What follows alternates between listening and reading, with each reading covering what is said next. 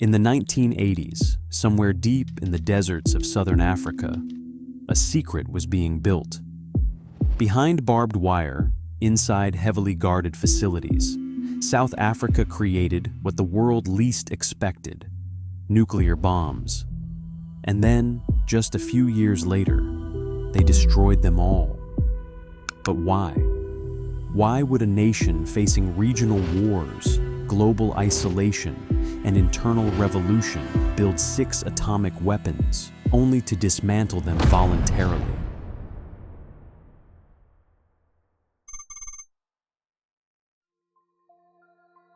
To understand why South Africa dismantled its bombs, we must first understand why they built them. During the 1970s and 1980s, apartheid South Africa believed it was surrounded by enemies: communist-aligned Angola and Mozambique, Cuban troops in the region, Soviet weapons flowing across the continent. Meanwhile, inside the country, racial tensions and rebellion were growing. But the apartheid government feared one thing above all: a foreign invasion or a collapse of internal control. And so, deep in secrecy, it launched a nuclear program. Using an enrichment facility known as the Y plant, South Africa slowly produced highly enriched uranium, enough to assemble a small arsenal.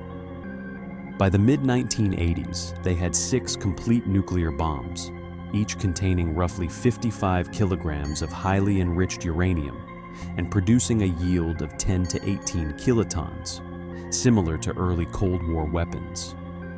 These were not advanced implosion designs. They were gun-type devices, simple, reliable, and deadly. Interestingly, South Africa never planned to use these bombs. According to scientists who worked on the program, the true strategy was something more subtle, what analysts call nuclear blackmail, or the strategy of uncertainty. The idea was simple. If South Africa ever faced total military defeat, they could either quietly reveal their nuclear capability to Western powers, test a weapon at their secret Kalahari site, or threaten deployment to force international intervention. In other words, they hoped the bomb would make the world save them.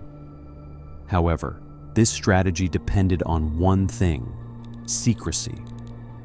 The nuclear program was so hidden that even many South African officials didn't know it existed.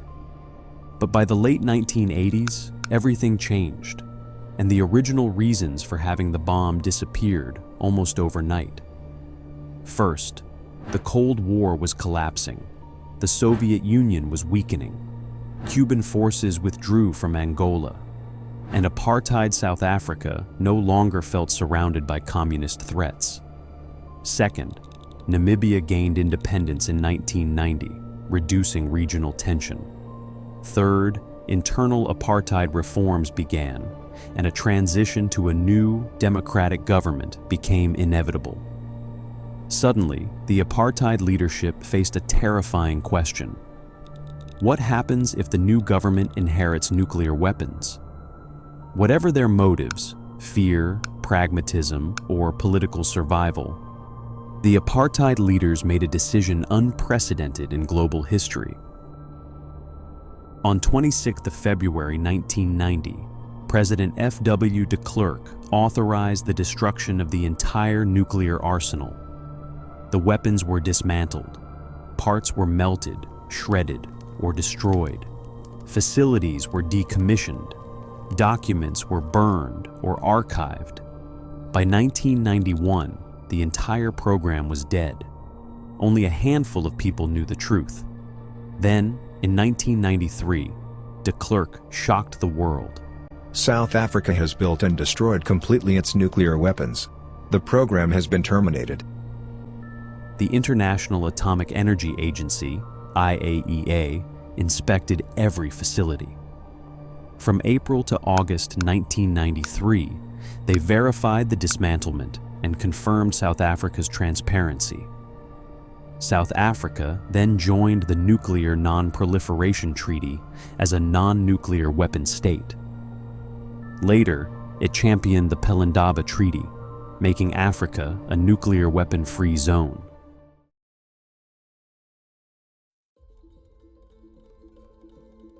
Today, South Africa remains the only nation on Earth to have built nuclear weapons, produced enough enriched uranium for a small arsenal, constructed 6 complete bombs, and then willingly destroyed them all.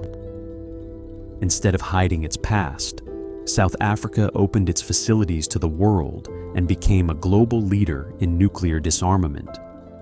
It still operates peaceful nuclear reactors, but it champions non-proliferation efforts across Africa and beyond. Some call it a model for responsible disarmament. Others say it was simply survival. Maybe it was both.